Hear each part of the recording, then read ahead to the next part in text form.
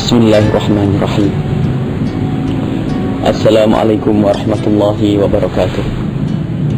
Alhamdulillah Rabbil alamin. Wassalatu wassalamu ala rasulil karimil mab'uthi rahmatan lil alamin. Allahumma salli ala Sayyidina Muhammad wa ala ali Sayyidina Muhammad wa ala ashabi Sayyidina Muhammad, amma ba'du. Para pemirsa yang dimuliakan Allah, alhamdulillah atas nikmat Allah, sampai hari ini kita bisa melaksanakan kewajiban untuk melaksanakan ibadah puasa.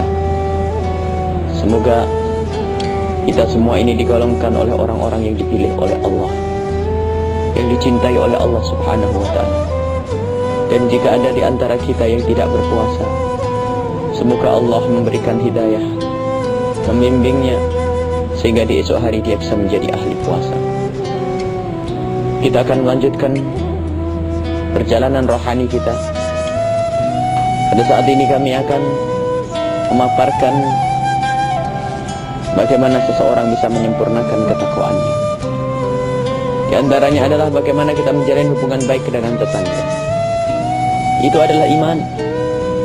Berbuat baik kepada tetangga, yang Rasulullah Sallallahu Alaihi Wasallam senantiasa diwasiati oleh Jibril untuk bisa berbuat baik kepada tetangga, berbuat baik kepada tetangga dan berbuat baik kepada tetangga. Bahkan Rasulullah pernah bersabda, "Man kana yu'minu billahi wal yaumil akhir falyukrim jarah." Yang beriman kepada Allah dan hari akhir, hendaknya dia bisa menghargai tetangganya. Lihat, antara iman kepada Allah dihubungkan dengan bagaimana kita menjalin hubungan baik kepada tetangga. Dengan tetangga tidak akur, Masya Allah, apa yang dicari dalam hidup ini? Dengan tetangga bermusuhan terus dan Masya Allah, dosa melanggar hal semacam ini, dosanya orang yang menyakiti tetangganya, ini sebabnya kadang-kadang urusan sepele.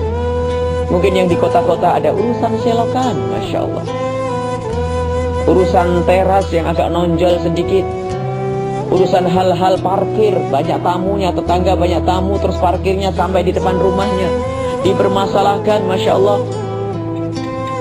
Memang segala amal, jika di situ pahalanya besar, maka tentu tantangannya adalah amat besar. Tetangga, Rasulullah mewajibkan bagaimana kita menghargai tetangga kita. Bahkan begitu indahnya Islam, biarpun tetangga itu kafir, tidak memeluk agama Islam, selagi dia tidak mengganggu, selagi dia tidak menghinakan Islam, maka selagi tetangga kita itu hidup bersama kita, kita punya kewajiban untuk menolongnya di saat dia butuh bantuan. Kalau dia lapar, kita harus ngasih makan. Kalau dia haus, kita ngasih minum. Kalau dia sakit, kita ngasih obat, kita jenguk. Ini adalah kewajiban seorang mukmin yang diisyaratkan oleh Rasulullah Sallallahu Alaihi Wasallam. Maka mari kita tengok hubungan kita dengan tetangga kita. Jangan sampai kita hanya bertetangga rumah saja berdampingan, tetapi hati tidak pernah bersapaan. Dan ketahuilah, di bulan suci Ramadan ini kita harus banyak mengajak orang lain di dalam kebaikan, mengantarkan orang di dalam kebaikan, dan kita berangkat dari tetangga kita yang paling dekat. Sebelum kita mengajak yang jauh-jauh di sana, bagaimana tetangga kita. Dan untuk mengajak kepada kebaikan, ternyata kuncinya adalah silaturahmi yang baik dengan tetangga, hubungan baik dengan tetangga, saling mencintai dengan tetangga, saling menghargai dengan tetangga. Lihat alangkah mudahnya. Jika ada tetangga yang tidak mau sholat karena sudah hubungan baik kita dengan dia, maka kalau kita ajak sholat, mereka akan mudah melakukan sholat. Amar ma'ruf nahi mungkar yang harus kita hadirkan, ternyata harus dikasih muqaddimah dengan hidup indah bersama. Sopan santun, sapa, dan itu akhlaknya Rasulullah. Tidak ada musuhnya Rasulullah di saat melihat Rasulullah kecuali terkagum dengan akhlaknya. Caranya bagaimana bergaul Rasulullah. Biarpun dengan orang di luar Islam, Rasulullah tetap menghargai.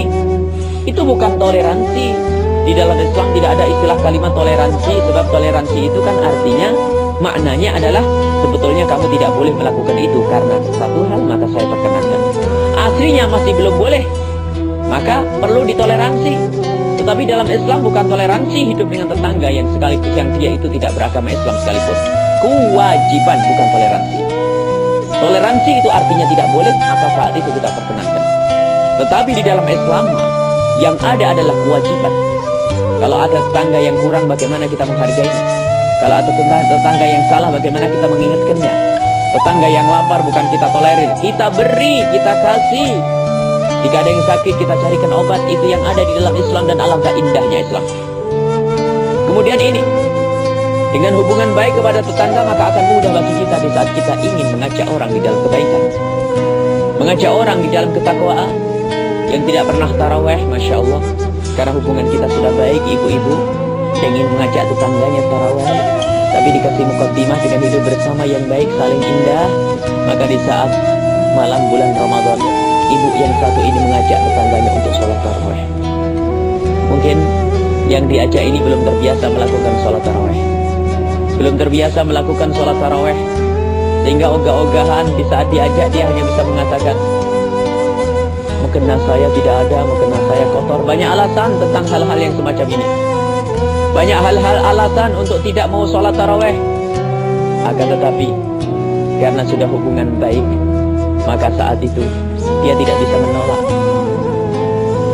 Dan orang yang mengajak dengan akhlaknya yang sangat mulia, yang sangat indah, ditawarkan, oh kalau mukena saya ada, mukena saya ada, dipinjami mukena dan berangkat bareng melakukan sholat taraweh. Akan tetapi, kalau lagi hati tidak enak, lagi tidak nyaman, Masya Allah, kalau tetangga ada mengajak sholat taraweh, maka dia akan marah-marah sambil ngolok, sok soleh. Baru sholat taraweh sehari bisa ngajak-ngajak, kayak ustazah saja. Lihat, karena hubungan tidak indah. Dan berbuatlah baik kepada tetangga karena Allah. Jangan berbuat baik kepada tetangga karena ingin tetangga kita berbuat baik kepada kita. Amal yang tidak ikhlas menyiksa. Akan tapi berbuatlah baik kepada tetangga kita karena perintah dari Allah Subhanahu wa ta'ala. Yang berbuat baik kepada tetangga karena ingin dibalas kebaikan dari tetangga akan tersiksa, yaitu di saat tetangga kita tidak membalas kebaikan kepada kita. Ucapkan salam biarpun tetangga tidak mau salam dengan kita. Bertata krama yang baik biarpun dia kurang baik dengan kita, maka kita akan mendapatkan pahala dari Allah Subhanahu wa ta'ala. Dan tidak sakit. Akan tapi jika kita berbuat kepada tetangga, berbuat baik kepada tetangga karena mengharap kebaikan dari tetangga, maka kita akan capek dan capek dan capek, yaitu di saat tetangga tidak berbuat baik kepada kita. Mari, ayo kita perhatikan tetangga kita. Mana yang kurang kita bantu, mana yang sakit kita obati, dan mana yang perlu bantuan kita bantu, sehingga kehidupan indah di dalam masyarakat. Ini sebagai muqaddimah untuk kita mengajak kebaikan. Sebagai orang yang beramal ma'ruf nahi mungkar, maka benar-benar kita akan mendapatkan kemuliaan di bulan suci Ramadan. Ini saya mohon maaf, dan wabillahi taufiq wal hidayah. Wassalamualaikum warahmatullahi wabarakatuh.